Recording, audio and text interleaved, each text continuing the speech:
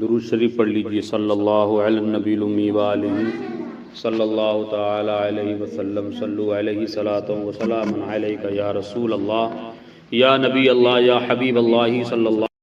ایک مرتبہ مسجد نبوی شریف میں نماز تہجد ادا کرنے کے لیے تشریف لے جا رہے ہیں اور نماز تہجد ادا کرنے کے لیے جیسی حجر عائشہ سے نکلے ہیں اور مسجد نبوی شریف کے بیچ میں جیسی آپ نے بیچ راستے کو طے کیا ہے، اچانک میرے آقا کی کانوں تک ایک بچے کے رونے کی آواز آتی ہے. آقا کے قدم ٹھہر جاتے ہیں اور آقا کریم سید عالم صلی اللہ علیہ وسلم وہاں رک جاتے ہیں. رکنے کے بعد اس مکان کے دروازے کی طرف دیکھتے ہیں تو کیا دیکھتے ہیں؟ وہ مکان جو ہے کسی مسلمان کا نہیں ہے، ایک یہودیہ کا مکان ہے. مکان کے دروازے پر دستک دیتے ہیں. دستک دینے کے بعد آواز دیتے ہیں، کوئی ہے؟ اندر سے آواز آتی ہے ایک عورت کی، اندر سے ایک خاتون کی آواز آتی ہے. کون ہے؟ کیا ہے؟ اتنی رات میں میرے دروازے پر آواز لگانے کا کیا مطلب ہے؟ اتنی رات میں میرے دروازے کی کنڈی کھٹکھٹانے کا کیا مطلب ہے؟ آقا نے سوال کیا تھا کوئی ہو تو جواب دو. اندر سے جواب آتا ہے آپ کون ہیں اور اتنی رات میں ایک پرائے مکان کے دروازے پر آپ کنڈی کیوں کھٹکھٹا رہے ہیں؟ آقا کریم سید عالم صلی اللہ علیہ وسلم ارشاد فرماتے ہیں میں اپنے رب کی عبادت کرنے کے لیے اپنے حجرے سے باہر مسجد نبوی شریف میں تشریف لے جا رہا تھا. تیرے بچے کے رونے کی آواز آئی. مجھ محمد ابن عبداللہ کی غیرت کو یہ گوارا نہیں کہ کوئی بچہ روئے اور میں اللہ کی عبادت کروں. اس لیے اے خاتون اپنے مکان کا دروازہ کھول، میں یہ جاننا چاہتا ہوں کہ تیرا بچہ کیوں رویا ہے، تیرے بچہ سسکیاں لے کر کے رونے پر مجبور کیوں ہو رہا ہے.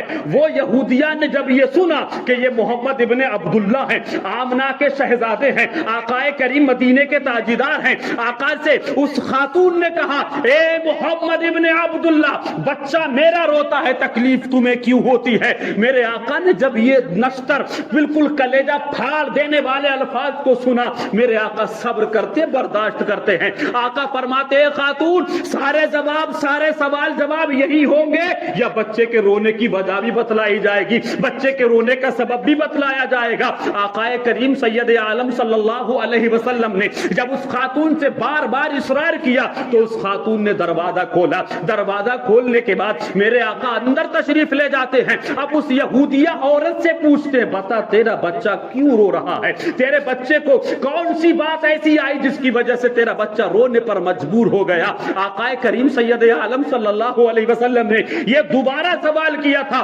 پھر اس پتھر دل یہودیہ خاتون نے وہی جواب دیا جو دروازہ کھولنے سے پہلے جواب دیا تھا. پھر وہ کہتی ہے اے محمد ابن عبداللہ میں نے پہلے ہی یہ کہا تھا کہ بچہ میرا روتا ہے، تکلیف تمہیں کیوں ہوتی ہے، تمہیں پریشانی کیوں ہوتی ہے؟ میرے آقا سید عالم صلی اللہ علیہ وسلم نے جب اتنا سماعت کیا، سماعت کرنے کے بعد سینے پہ ہاتھ رکھ کے ارشاد فرماتے ہیں اے خاتون میں کیا کروں، مجھے میرے رب نے دل ہی کچھ ایسا دیا ہے کہ اپنے بیگانوں کا رونا نہیں دیکھا جاتا.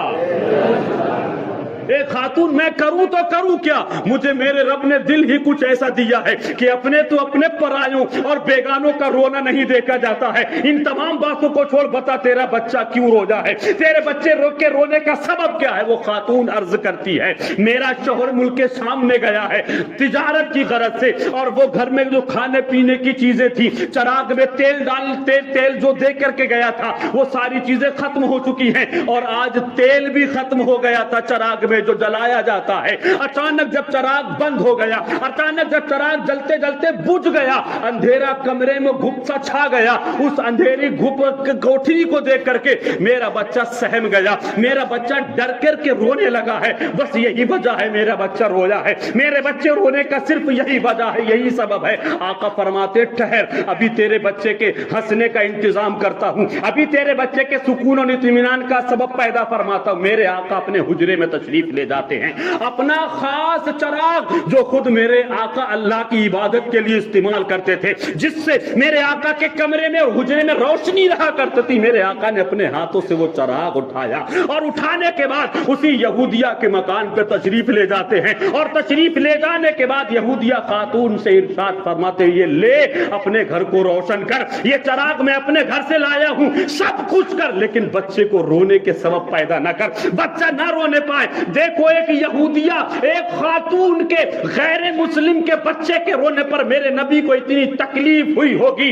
آج امت کی بیٹیوں کو قتل کیا جا رہا ہے, آج امت کے چھوٹے چھوٹے بچوں کو فلسطین کی سرزمین پر گاجر اور مولی کی طرح کاٹا جا رہا. بلا میرے مصطفیٰ کو تکلیف پہنچتی ہوگی یا نہ پہنچتی ہوگی؟ اور اس سے بڑی تو تکلیف یہ ہے کہ جو لوگ مصطفیٰ کا کلمہ پڑھ کے مصطفیٰ کے فرمان کی دھجیاں اڑاتے ہیں, مصطفیٰ کو اس سے بہت تکلیف پہنچتی ہوگی. نبی کے اخلاق کی ایک چھوٹی سی جھلک دکھلائی ہے میں نے, ایک چھوٹی سی جھلک دکھلا کر کے یہ بتایا ہے کہ اگر مصطفیٰ کے اخلاق کو اپناؤ گے, مصطفیٰ کے کردار کو اپناؤ گے تو دنیا جھک کر کے تمہیں سلام کرنے پر مجبور ہو جائے گی. اسی لیے کسی نے کہا تھا کہ زمانہ دے گا تمہیں سلامی, کر کے دیکھو مصطفیٰ کی غلامی, اپنے چہرے پہ مصطفیٰ کی سنت سجا لو ورنہ لینے کے دینے پڑیں گے. حالات حاضرہ کو دیکھیے, غور و فکر کیجیے. آج ضرورت ہے مصطفیٰ کے اخلاق کو اپنا کے, آج ضرورت ہے مصطفیٰ کے کردار کو اپنانے کی. جب تک بکے نہ تھے تو کوئی پوچھتا نہ تھا, ان تم نے خرید کے ہمیں انمول کر دیا, اور ایسا انمول کر دیا دنیا کی کوئی طاقت و قوت آج مسلمان کے بچے کو خرید نہیں سکتی ہے, کیونکہ یہ ایمان ہے اور یہ وہ اتنی انمول طاقتور چیز ہے کہ وہ کوئی اور ہوگا جو اپنا ایمان دے دے گا. نبی کا چاہنے والا نبی پہ جان دے دے گا. جب مصطفیٰ جان رحمت صلی اللہ علیہ وسلم کے اخلاق کا یہ حال ہے, ارے اس طریقے کے کتنے سینکڑوں واقعات سنا دوں گا, لیکن سنانا مقصد نہیں ہے. سنانے کے ساتھ ساتھ کم سے کم تھوڑا بہت تو مصطفیٰ کا اخلاق اپنانا چاہیے. بستی میں ہو, گھر میں ہو, محلے میں ہو, دوست اور احباب کی مجلس میں ہو, رشتہ داروں کی مجلس میں ہو, دو کے پاس بیٹھے ہو یا چار کے پاس بیٹھے ہو, وہ کام منع کرو, وہ باتیں نہ کرو جس سے لوگوں کو زبانی طور پر تکلیف پہنچے, بدگمانی کی بنیاد پر کسی کی دل آزاری ہو, زبان بد کی بنیاد پر کسی کی دل آزاری ہو. تبصرے مت کرو, چرچے مت کرو. جگہ جگہ بیٹھ کر کے چرچا ہی کرنا ہے تو یہ چرچا کرو پرانی مسجد نئی کیسے بنے گی, چرچا ہی کرنا ہے, تبصرہ ہی کرنا ہے تو یہ تبصرہ کرو نوجوانوں کو نمازی کیسے بنایا جائے گا, بزرگوں کے اندر اسلام کا حوصلہ جذبہ کیسے پیدا کیا جائے گا. تذکرہ ہی کرنا ہے, تبصرہ ہی کرنا ہے تو یہ تبصرہ کرو کہ بستی سے شراب پینے والوں کا شراب کے پینے کا سلسلہ ختم کیسے کیا جائے گا, یہ تبصرہ کرو. یہ تبصرہ کرنا بھی تمہارے لیے عبادت میں لکھا جائے گا. وہ تبصرے مت کرو جس سے لوگوں کا دل آزاری ہو, لوگوں کو قلبی تکلیف پہنچے, لوگوں کا دل دکھے. وہ کام کرو جس سے میرا رب بھی راضی ہو جائے, کیونکہ فکر کرنے والا بندہ میرے رب کو پسند ہے, ذکر کرنے والا بندہ میرے رب کو پسند ہے, شکر کرنے والا بندہ میرے رب کو پسند ہے, مصیبت میں صبر کرنے والا بندہ بھی میرے رب کو پسند ہے.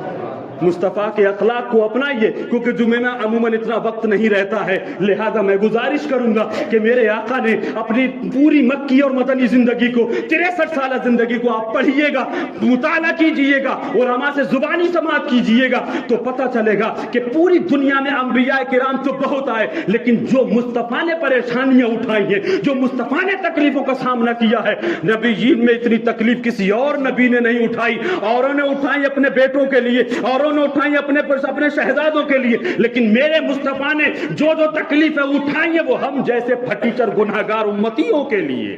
اور ہم کیسے امتی ہیں, 4 پیسہ ملا تو مصطفیٰ کو بھول جاتے ہیں, اور میرے مصطفیٰ کا حال یہ ہے کہ رب حبلی امتی کہتے ہوئے پیدا ہوئے, حق نے فرمایا کہ بخشا الصلاۃ والسلام.